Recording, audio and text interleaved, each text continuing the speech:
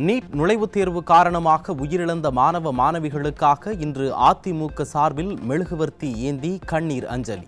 Stalin model அரசினால் தங்கள் இன்னுயிரை இழந்த மாணவ மாணவிகளுக்கு கழக மாணவர் அணியின் சார்பில் அனைத்து வருவாய் மாவட்ட தலைநகரங்களிலும் மெழுகுவர்த்தி ஏந்தி கண்ணீர் அஞ்சலி. கோவை மாவட்டம் குனியமுத்தூர் ஆர்எஸ்புரம் பகுதியில் அதிமுக சார்பில் அமைக்கப்பட்டிருந்த நீர்மோர் பந்தல்களை அதிமுக முன்னாள் அமைச்சரும் தலைமை நிலைய செயலாளருமான SP வேலுமணி திறந்து வைத்தார்.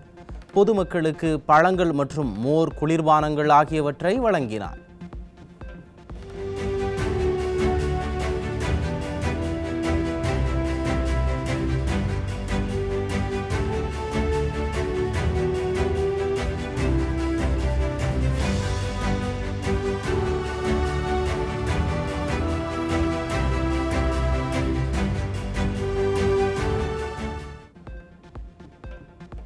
திருப்பூர் மாவட்டம் வெள்ளக்கோவிலில் 17 வயது சிறுமியை திருமணம் செய்த இளைஞர் போக்சோவில் சிக்கினார்.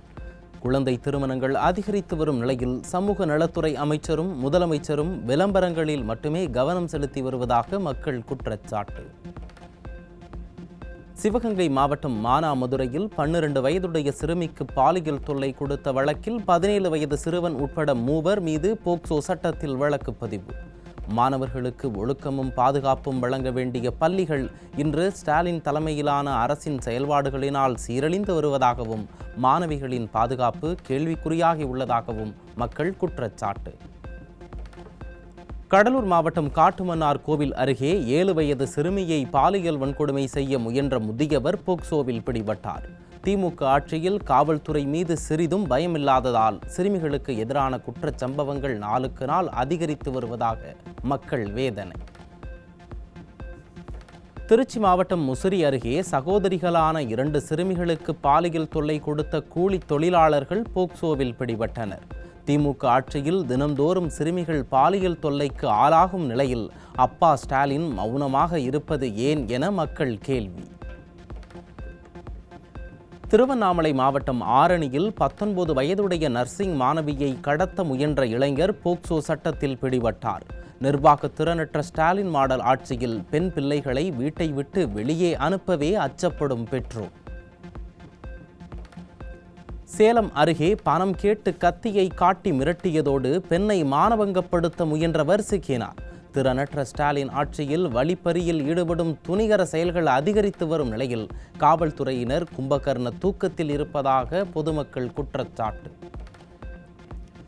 சேலம் மாவட்டம் கெங்கவள்ளி அருகே தம்பியை தாக்கிய ஆத்திரத்தில் கணவனை உருட்டுக்கட்டையால் அடித்து கொலை செய்த மனைவி மற்றும் மைத்துனர் சிக்கினர்.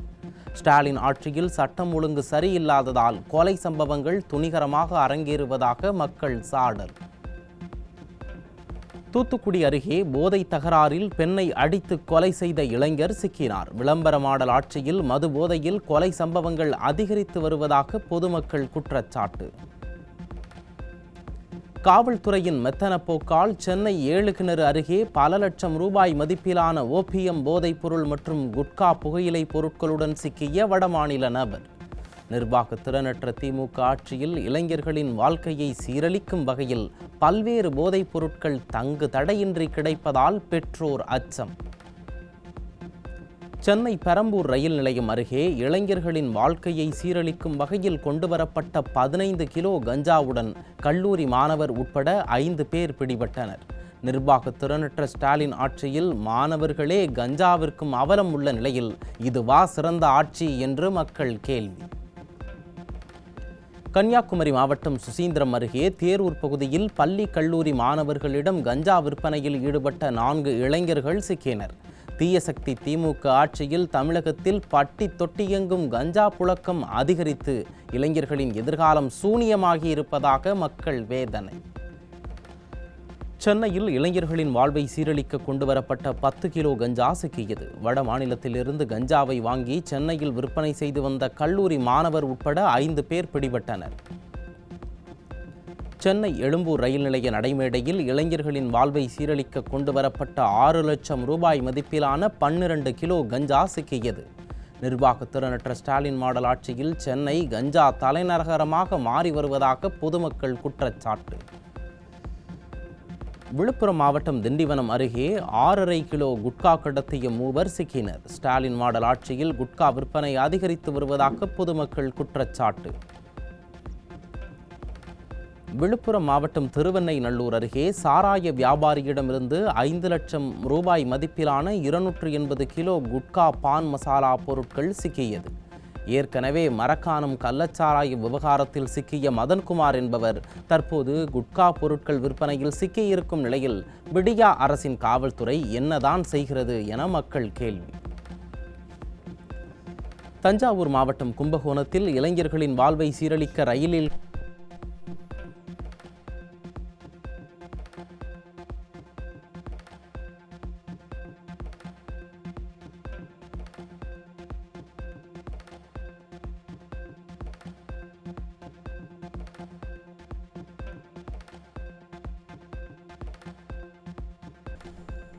நிர்வாக திறனற்ற ஸ்டாலின் அரசு கனிம நில வரியை மற்ற மாநிலங்களில் இல்லாத அளவிற்கு உயர்த்தியதை கண்டித்து கிருஷ்ணகிரி மாவட்டம் ஓசூரில் கிரஷர் உரிமையாளர்கள் தொழிலாளர்கள் காலவரையற்ற வேலைநிறுத்த போராட்டம். ஜல்லி எம்சாண்ட் விலை மேலும் உயரும் அபாயம் ஏற்பட்டுள்ளதால் பொதுமக்கள் அதிர்ச்சி. தமிழ்நாடு முழுவதும் ஸ்டாலின் மாடல் அரசை கண்டித்து வரும் 22ஆம் தேதி பேரணி நடத்தப்படும் என ஜாக்டோ ஜியோ அறிவிப்பு. பழைய ஓய்வூதியம் உள்ளிட்ட பல கோரிக்கைகளை 4 ஆண்டுகளாக நிறைவேற்றாமல் ஸ்டாலின் மாடல் அரசு ஏமாற்றி வருவதாக அரசு ஊழியர்கள் குற்றச்சாட்டு. அரசு வழங்கும் 1000 ரூபாய்க்கு சின்ன மூக்குத்தி கூட வாங்க முடியாது என்று உண்மையை கூறிய மூதாட்டியிடம் நீங்கள் வாங்கும் 1000 ரூபாய் உதவித்தொகையை நிறுத்தி விடுவேன் என மிரட்டிய திமுக தலைமை கழக பேச்சாளர்.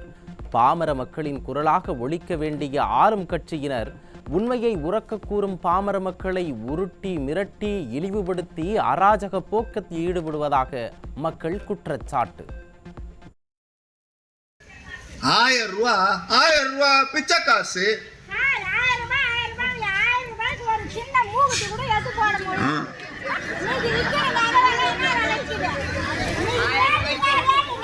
உட்கார 9000 ரூபாய் நீங்க சம்பாதிக்கிறீங்க இல்லையா? ஆமா தானே? ஏன்னா 1000 ரூபாயில ஸ்லாப் இருக்கு, இவ்வளவுதான் வருமானம் இருக்கணும்னு நீங்க தான் சொல்றீங்க. 9000 ரூபாய் சம்பாதிக்கிறேன், நாளைக்கு நிப்பாட்டினா. திண்டுக்கல் மாவட்டம் கொடைக்கானல் மலைப்பகுதியில் கோடை வெப்பம் காரணமாக பேரிக்காய் பிளம்ஸ் விளைச்சல் பாதிக்கப்பட்டுள்ளதாக விவசாயிகள் கவலை. போதிய மழை இல்லாததால் பயிர்கள் வீணாவதாகவும் வேதனை தெரிவிக்கும் விவசாயிகள் அரசு தங்களுக்கு உரிய இழப்பீடு வழங்க வேண்டும் என்று வலியுறுத்தல். 14 கோடி ரூபாய் கோயில் காணிக்கை நிதியில் ஆடம்பர தங்கும் அறை ஊட்டியில் கட்ட அறநிலையத்துறை அரசாணை வெளியீடு. கோயில் நிதியை திமுகவின் உடன்பிறப்புகள் தங்கி பயன்பெறுவதற்கான முயற்சி இதுவென பக்தர்கள் குற்றச்சாட்டு. சென்னையில் அண்மையில் தொடங்கப்பட்ட பெண்களுக்கான ஆட்டோ திட்டம் தோல்வியடைந்ததாக தகவல். பெரும்பாலான ஆட்டோக்களை ஆண்களே ஓட்டுவதாகவும் இந்த திட்டத்தை ஸ்டாலின் அரசு முறையாக பின்பற்றவில்லை என்றும் குற்றச்சாட்டு. நாமக்கல்லில் போலீஸ் என கூறி ஆயுர்வேத சிகிச்சை அளிக்கும் மையத்திற்குள் நுழைந்த மர்ம நபர்கள் ஊழியர்களை மிரட்டி பணம் நகை உள்ளிட்டவற்றை பறித்துச் சென்ற அவலம். நிர்வாக திறனற்ற ஸ்டாலின் மாடல் ஆட்சியில் போலீசார் அவ்வப்போது முறையாக ரோந்து பணியில் ஈடுபட்டிருந்தால் இதுபோன்ற அவலம் தொடர்ந்திருக்குமா என மக்கள் கேள்வி.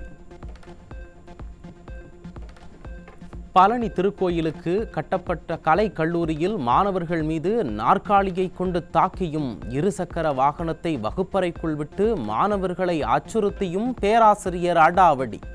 சம்பவம் தொடர்பான வீடியோ வெளியான நிலையில் விடியா அரசின் உயர்கல்வித்துறையின் லட்சணம் இதுதானா என மக்கள் கேள்வி.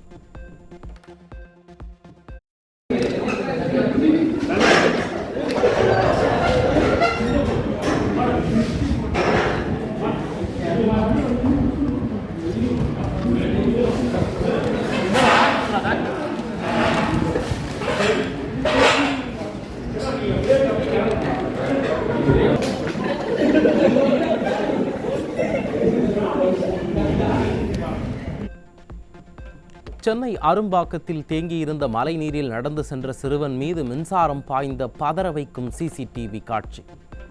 கும்பகர்ண தூக்கத்தில் இருக்கும் மாநகராட்சி அதிகாரிகள் மழைநீரை உடனடியாக வெளியேற்றியிருந்தால் இது போன்ற துயரம் நிகழ்ந்திருக்காது என்று குற்றம் சாட்டும் மக்கள் இனியாவது அரசு விழிப்புடன் நடந்து கொள்ள வேண்டும் என அறிவுரை.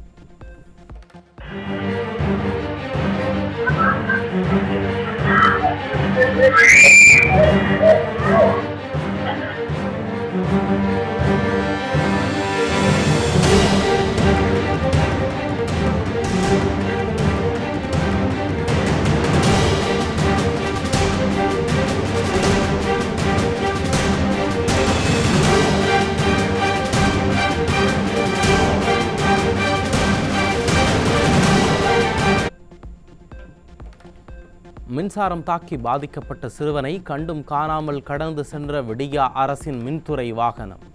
ஊழலில் சிக்கி தவிக்கும் துறை அமைச்சரால் மின்துறை செயலற்றும் பொறுப்பற்றும் இருப்பதாக மக்கள் கடும் குற்றச்சாட்டு.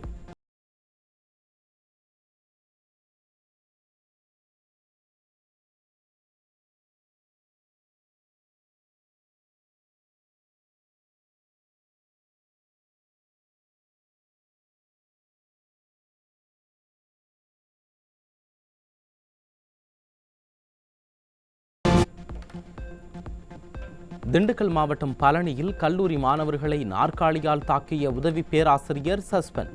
ஸ்டாலின் மாடல் ஆட்சியில் கல்வி நிறுவனங்களில் மாணவர் பாதுகாப்பு கேள்விக்குறியாகியுள்ள நிலையில் அரசின் நிர்வாக திறமையின்மையை வெளிச்சம் போட்டு காட்டியுள்ளதாக மக்கள் குற்றச்சாட்டு.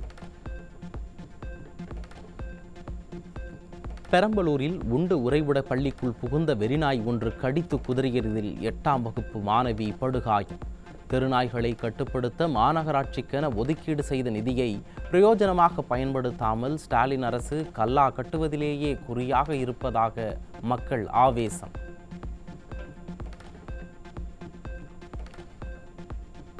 நூற்று 50 சார் பதிவகங்கள் ஒரு நபர் அலுவலகங்களாக மாறியதால் பத்திரப்பதிவு பணிகளில் தாமதம் ஏற்படுவதாக பொதுமக்கள் புகார். காலி பணியிடங்களை உடனடியாக நிரப்பினால் மட்டுமே இதுபோன்ற புகார்களை தவிர்க்க முடியும் என்று அறிவுறுத்தியுள்ள பொதுமக்கள் முதலமைச்சர் இதற்காக ஏதேனும் குழு அமைப்பாரா என்றும் கேள்வி. திருவள்ளூர் மாவட்டம் பொன்னேரியில் நடைபெற்ற நிகழ்ச்சியில் மீண்டும் உளறி கொட்டிய ஸ்டாலின். 63,124 பேருக்கு பட்டா வழங்கப் போவதாக பெருமையுடன் கூறி ஒட்டுமொத்த மக்களையும் குழப்பி தள்ளினார் துண்டு சீட்டு புகழ் ஸ்டாலின். எவ்வளவு பேருக்கு இன்னைக்கு வழங்க போறோம் தெரியுமா? இந்த மாவட்டத்தை பொறுத்த வரைக்கும் 63,124 பேருக்கு 63,124 பேருக்கு 63,124. சித்திரை மாத பிரம்மோற்சவ விழாவையொட்டி தமிழ்நாட்டில் பல்வேறு கோயில்களில் வெகு விமர்சையாக நடைபெற்ற திருத்தேரோட்டம். பல்லாயிரக்கணக்கான பக்தர்கள் பங்கேற்று சுவாமி தரிசனம்.